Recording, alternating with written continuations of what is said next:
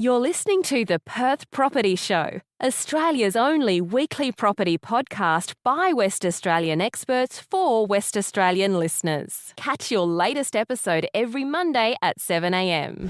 Good morning, everyone. Welcome to the Perth Property Show. My name's Trent Fleskens, your host as always. We haven't had anyone representing REWA on the podcast for a while, but it is election time, it's platform time, and I thought it would be a fantastic opportunity to chat to the newly appointed president of REWA, Suzanne Brown. Thank you very much for coming in, mate. My pleasure, Trent. You've been on for a couple of months now. How have you enjoyed your role? Yeah, I'm really loving it. There's a lot to be done, but it is quite daunting being the spokesperson on behalf of a whole industry, an industry that encompasses commercial agents, buyers agents, strata. We've got a lot of reforms on the agenda going in the government at the moment. The weight of the crown is heavy, but I am really enjoying it. I reckon that crown is heavier than you reckon. I think REWA not only represents its paid members, but I think it represents the whole market, the whole industry, not only just people in sales and property management, but I think it often speaks for people who are in mortgage broking, settlements, building inspections, and all the buyers on the ground, punters every day who are just involved in property. I think we stand for a lot more than just looking after sales agents and property managers. We do. Housing affects every single person, whether you're homeless or a large investor. So it is a huge industry. It's a basic need at the end of the day. And as Totally. you just referenced there, it's the housing continuum all the way up from the property developer at the top to someone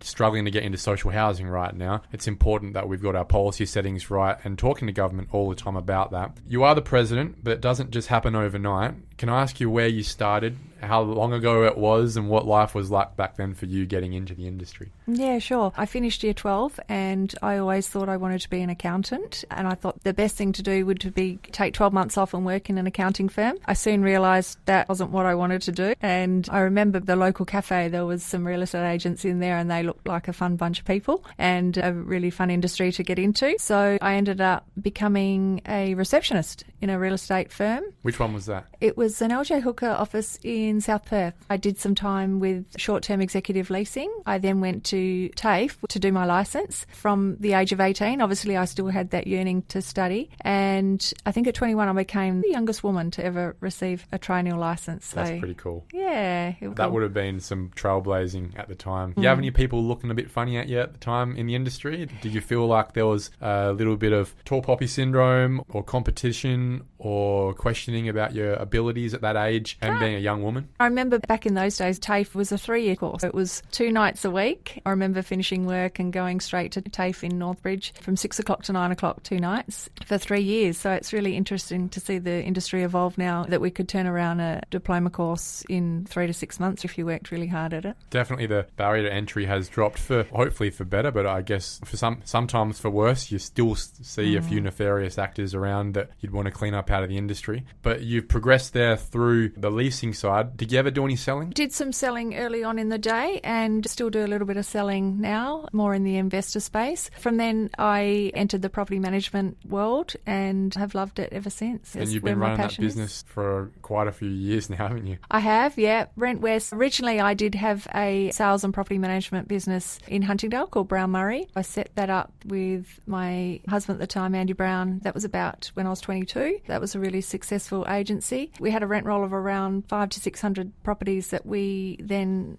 sold. When I was having young children, stockbrokers at the time thought they would buy up some rent rolls and try running an agency. Within 3 years, they went into receivership and were rescued out by someone else. But I always believed in that. They were one of the first that really believed that property management should be specialised and centralised. At that stage, we're talking about each agency had so many hundred properties, which we still have now. So I really did believe in that concept of making property management the shining star rather than the poor cousin to sales. It often is the case where you have a sales business, a lot of the sales agents rolling around, top of the pops, and the property management side more administrative, often feeling like they're a bit neglected and the less cool kid in the school. Yeah, totally.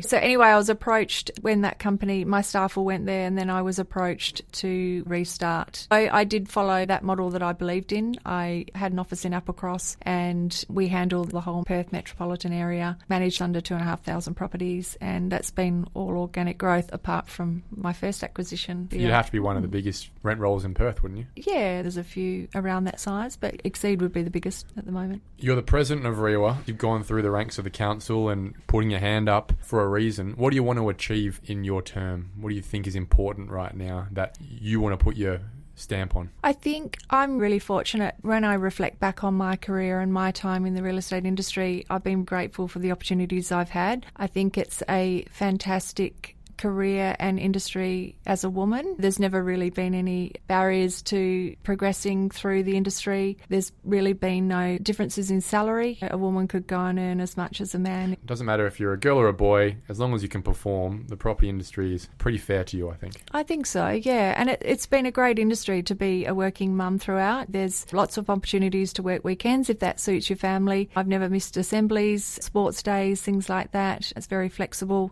and it always has been for most roles in the industry. I understand if you're a receptionist, it probably doesn't feel that way. So yeah, for the time in my life, I think it's about giving back. I think it's about leaving the industry in a better place, or the institute in a better place than we found it. I'm very proud to lead a passionate, enthusiastic and engaged council. So we're really excited about the time ahead. So if we think about the core mandates, platforms at the moment, you'd work closely with the council, you'd work closely with CEO Kath Hart as well on this. There's an election coming up.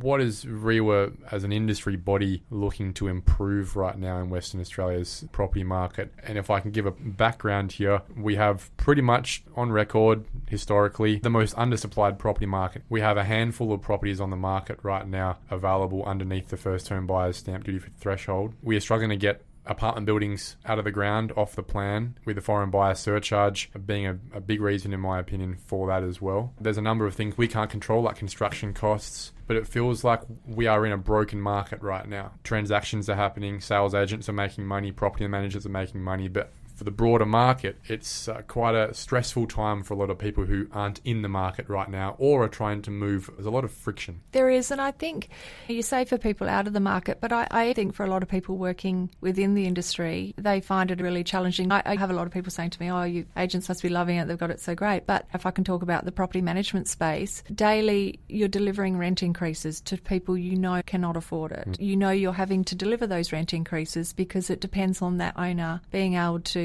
retain that investment property, and the last thing we need is one more property less in the rental pool. You've also got home opens where you've got maybe 20, 30 people turning up at a home open where you know you've only got one home to give those families that are all desperate. It is really challenging, and I think we're at the coalface of seeing those challenges that the public are experiencing. It is a hard time to be in the industry, even though things seem very buoyant and rents are increasing and all of the property prices increasing. It's very hard to be, as I said, day to day in the coalface of that. So is there an interface right now with John Carey, with Rita Safiotti, about what we'd like to see improved, what would help to improve this situation from a REWA perspective? Obviously, Property Council's got their angle, UDIA has their angle. What's REWA pushing right now? Yeah, look, it has been promising to see the government pull some levers, and rather than be punitive, be incentivised. The $10,000 incentive for owners to have a vacant property to make it available to long-term rental, and I think I saw some stats. I think there was only 36 properties. It obviously haven't. I don't know many vacant properties that are sitting around in this rental market that investors aren't utilising, even leading up to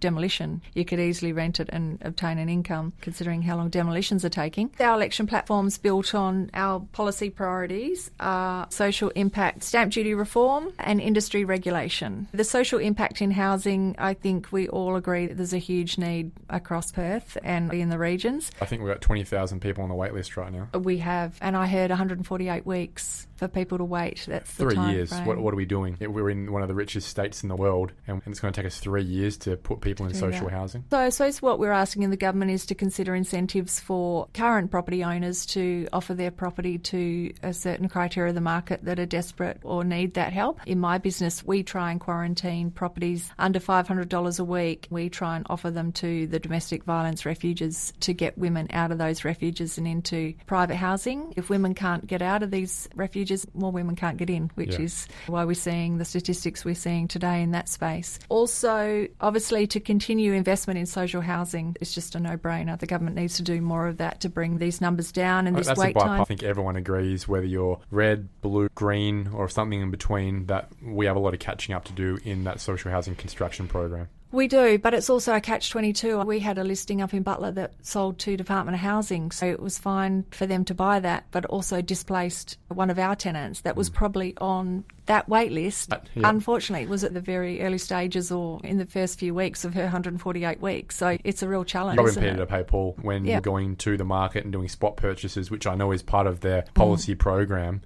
As you said, you're removing a roof over the head of a renter who then may join the back of the queue for social housing. Yeah. So it's crazy. I know we had a property for sale in Alkimos and we had 3 offers. One was an investor, one was Department of Housing, and the third offer was from a single mum who was getting out of the rental. And it was really nice. Her offer actually was $2,000 less, and the owner took her offer rather than the other 2 offers. So it was really nice to see that. So there is still people consider it. That investor said that investment had been really good for him and he wanted to do something for the community. Good news story. Yeah, sometimes those people are few and far between. Certainly can't be a state government policy, though, hoping for everyone's goodwill. Yes. No, that's not a good strategy. Obviously, stamp duty reform. What are we pushing for? Stamp duty reform, in my opinion, is huge. It's probably the most important, impactful thing the state government could do outside of adding more supply to fix this broken market and make it more democratised. It's giving young people a chance to get into that market who don't have 20 years of equity saved up. Totally. What does REWA want here?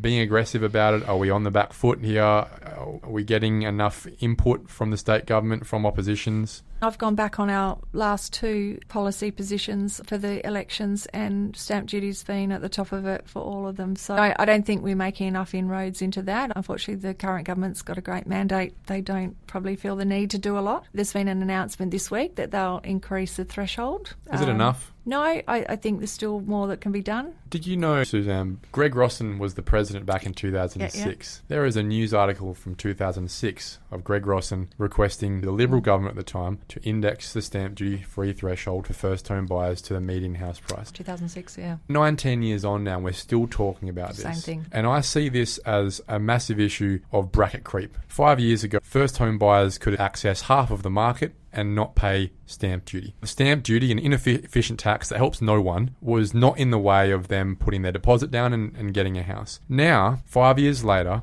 for a young person, let's say the younger sister wants to buy her first home, she has to pay the median house price for half the properties on the market. She has to find an extra $30,000 in stamp duty on top of the deposit she would have to pay for where the price is now. That money goes straight into the Treasurer's coffers and doesn't achieve anything other than more money for the WA government. Now, what they're essentially doing is bracket creeping young people. Incomes have gone up, taxes have gone up, but the brackets haven't moved. And the same thing here. The WA government has been a massive instigator, in my opinion, in the increase in median house price from inflation on the cost of new construction, because of Metronet mainly. And you would have thought that if they were going to be a part of instigating that increase in the median house price, blocking so many young people out of the market, they would at least move the stamp duty-free threshold to be in line with that like it used to be before COVID, so that young people could still access half of the market without paying $30,000 now in stamp duty. That's 3 years of savings, Suzanne. Totally. I would have thought that would be the reasonable thing for a rich state government to do, trying to counteract this huge generational wealth transfer that's happened over the last 20 years. An easy thing for me would just be index the first home buyers stamp duty threshold to the median house price, and we never have to talk about it again. It's never a political thing, but they won't do it because of the bracket creep they keep making in the meantime. Why do you think they won't? Because they're making money every year that the median house price is higher than the threshold. And why would they, right? It's more money in their pocket that they're taking from first home buyers who are often just young people. Yeah, but we're already sitting on a healthy surplus. Exactly right. And these are the arguments that we're trying to make here, is that you've got enough money, Treasurer Saffioti. Stamp duty thresholds are not keeping up with the median house price. You need to be indexing it so that we're actually keeping a fair market. If you're going to create a first home buyer's stamp duty free threshold, then let's make sure it's actually updated to where the median house price is in the first place, and not pissing our pants, provide a 10% increase to $500,000 where the median house price was 4 years ago.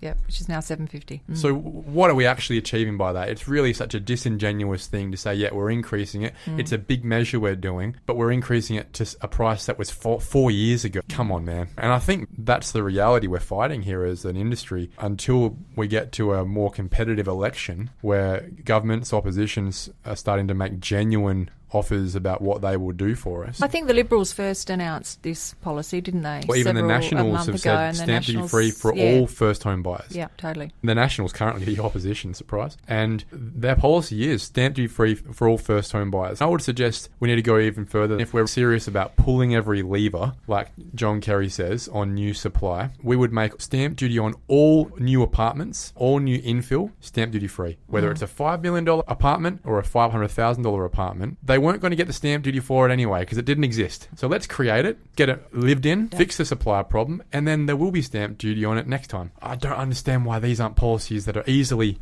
pulling. Yeah, well, I know when they say they're pulling all the levers, it's a big one. They're half pulling. They're half pulling a number of levers. It's interesting. I was talking to Shane Love the other day, who's head of the Nationals, and he was saying they won't be making any more policy announcements. They think the public are educated enough to understand that these are all just election promises. Interesting. Is it a fait accompli, Nearly, a feeling like, well, it's going to be a Labor win, so what's the point? I think his was more like, why are we leaving all these announcements to 2 weeks before? We've had all these opportunities to put these into place in the last 4 years. It's a very good point. So I think we're getting a little bit tired of making these promises 2 weeks out. Yeah, you're right.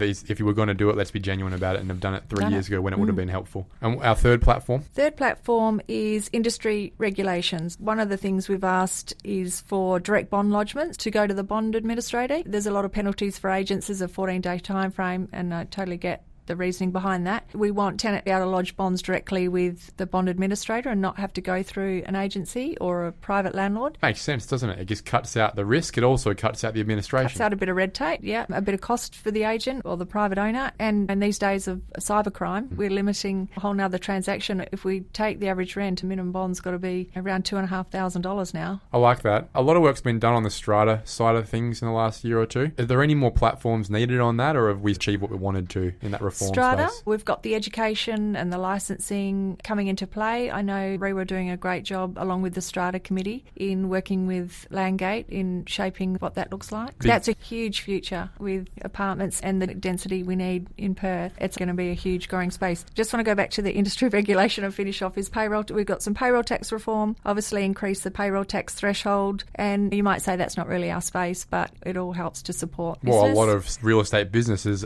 would be paying big payroll tax. Increasing the payroll tax threshold to 1.2 million and provide a 15% rebate on payroll tax for organisations with their taxable wages below 4 million. We've got another tranche of rental reforms coming, and to fund some development of programs to support cybersecurity and scam prevention programs. It's huge. It is huge, yep. And another one we talk about is the Home Buyers Assistance Account grants for first home buyers. I think that's still down in the low 400s, so nobody's eligible. Yeah, and savings, the government's not spending any money on that anymore. Let's start putting that towards and more useful. I've questioned that quite a few times, but it's tied to legislation. Let's cut some red tape. Who changes the legislation? The government. government. So it doesn't have to be that hard. No. You make a good point. And I think you're right there on the strata side, definitely. As we become more dense, more infilled, strata is our reality. A higher percentage of people living in properties will be in strata properties. And we really need to clean up that strata space. There are a number of unregulated, non-member strata managers in WA that are just absolutely nefarious that need to be chucked out. And lifting that bar a bit, some licensing, which is important. Everyone else, mortgage brokers are licensed, settlement agents, real estate agents. Why aren't strata managers licensed in the same way and held to account